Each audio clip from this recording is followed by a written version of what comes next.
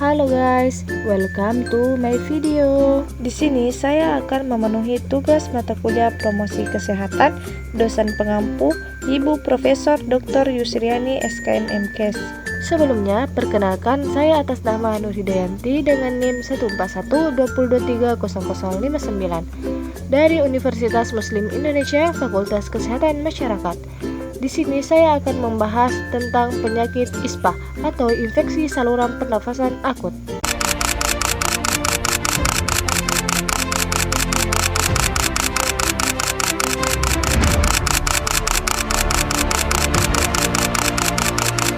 Jumlah penderita penyakit infeksi saluran pernafasan atau ISPA terus bertambah bulan Juli hingga bulan Agustus 2023. Jumlah penderita ISPA berjumlah 1.530 kasus.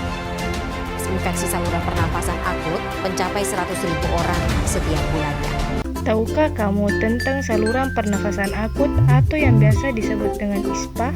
Infeksi saluran pernafasan akut atau yang biasa disebut dengan ISPA adalah suatu kondisi medis yang ditandai dengan infeksi yang menyerang saluran pernafasan, baik bagian atas maupun bagian bawah.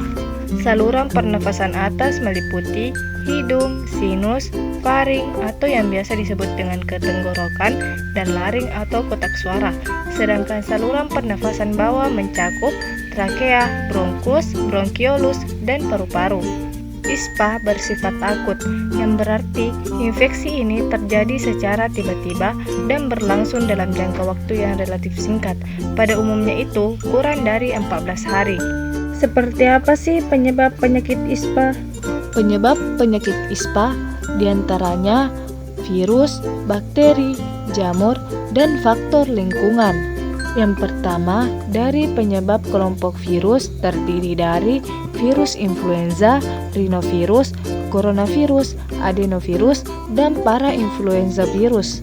Yang kedua, dari penyebab kelompok bakteri terdiri dari Streptococcus pneumoniae, Haemophilus influenzae, dan Bordetella pertussis. Yang ketiga, penyebab dari kelompok jamur yaitu Aspergillus dapat menyebabkan aspergillosis terutama pada individu dengan sistem imun yang lemah.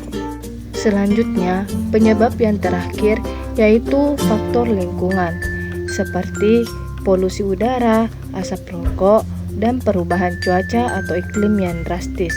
Apa saja sih gejala penyakit ISPA? Gejala penyakit ISPA seperti batuk, demam, pilek atau hidung tersumbat, sakit tenggorokan, sakit kepala, sesak nafas atau sulit bernafas, nyeri otot dan kelelahan, bersin-bersin, mata merah dan berair, serta mual atau muntah. Bagaimana sih cara penularan penyakit ISPA? Cara penularan penyakit ISPA melalui droplet atau percikan ludah, kontak langsung, kontak tidak langsung, udara, dan kontaminasi makanan atau minuman. Apa saja faktor resiko yang menyebabkan terjadinya penyakit ISPA? Faktor resiko penyakit ISPA meliputi usia, sistem imun yang lemah, kebiasaan merokok, polusi udara, lingkungan padat penduduk, kondisi sanitasi dan kebersihan yang buruk, musim dan cuaca ekstrim, serta kurangnya vaksinasi. Selanjutnya, bagaimana sih cara pencegahan penyakit ISPA? Pencegahan penyakit ISPA bisa dilakukan dengan cara mencuci tangan dengan teratur, seperti mencuci tangan dengan sabun dan air mengalir selama minimal 20 detik, terutama setelah batuk, bersin, atau menyentuh permukaan yang terkontaminasi. Selanjutnya, menggunakan masker. Gunakan masker terutama di tempat umum atau saat berada di dekat orang yang sakit untuk mengurangi penyebaran ISPA. Selanjutnya, menjaga jarak.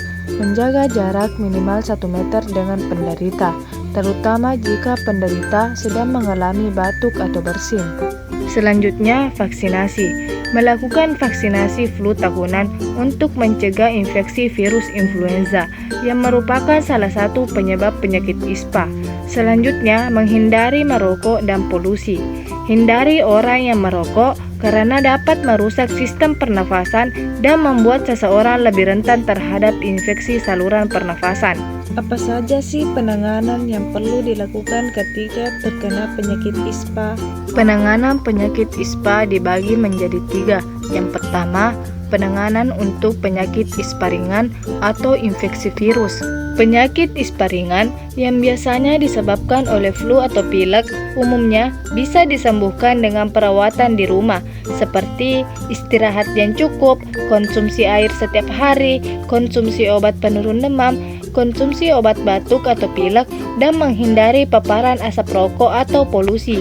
Yang kedua, penanganan penyakit ISPA berat atau yang biasa disebut infeksi bakteri atau virus yang parah, yaitu pengobatan medis dengan langkah penanganan seperti konsumsi antibiotik sesuai dengan resep dokter dan antiviral dengan konsumsi obat antivirus seperti oseltamivir atau Tamiflu. Yang ketiga, pencegahan komplikasi dengan cara melakukan vaksinasi seperti vaksin influenza dan vaksin pneumonia dapat membantu mencegah infeksi saluran pernafasan yang lebih serius dan menghindari penyebaran infeksi dengan menjaga jarak dengan penderita penyakit ISPA. Selanjutnya, penyakit komplikasi apa saja sih yang disebabkan oleh penyakit ISPA? Yang pertama, penyakit pneumonia. Pneumonia adalah infeksi paru-paru yang dapat disebabkan oleh virus atau bakteri. Gejala pneumonia meliputi demam tinggi, batuk berdahak, sesak nafas, dan nyeri dada. Pneumonia bisa sangat berbahaya, terutama bagi anak-anak, lansia, dan orang dengan sistem kekebalan tubuh yang lemah. Yang kedua, penyakit bronkitis akut. Bronkitis akut adalah peradangan pada saluran bronkus yang menyebabkan batuk yang berlangsung lebih dari 3 minggu. Penyakit ini dapat berkembang setelah infeksi saluran pernafasan atas, serta menyebabkan gejala seperti batuk berkepanjangan, dahak berwarna, dan sesak nafas. Yang ketiga adalah penyakit sinusitis.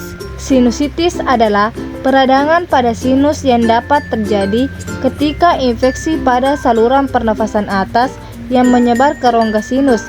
Gejalanya meliputi sakit kepala, hidung tersumbat, nyeri wajah, dan demam. Sinusitis yang tidak diobati bisa menjadi kronis dan lebih sulit untuk diatasi. Selanjutnya, yang keempat, penyakit sepsis. Sepsis adalah reaksi tubuh terhadap infeksi yang menyebabkan peradangan di seluruh tubuh dan bisa berakibat fatal jika tidak segera ditangani. Pada penyakit ISPA, sepsis bisa terjadi jika infeksi bakteri seperti pneumonia tidak diobati dengan tepat. Selanjutnya, yang terakhir, dehidrasi. Demam tinggi dan batuk yang berkepanjangan dapat menyebabkan tubuh kehilangan banyak cairan. Jika cairan tidak diganti, dehidrasi bisa terjadi yang dapat memperburuk kondisi penderita.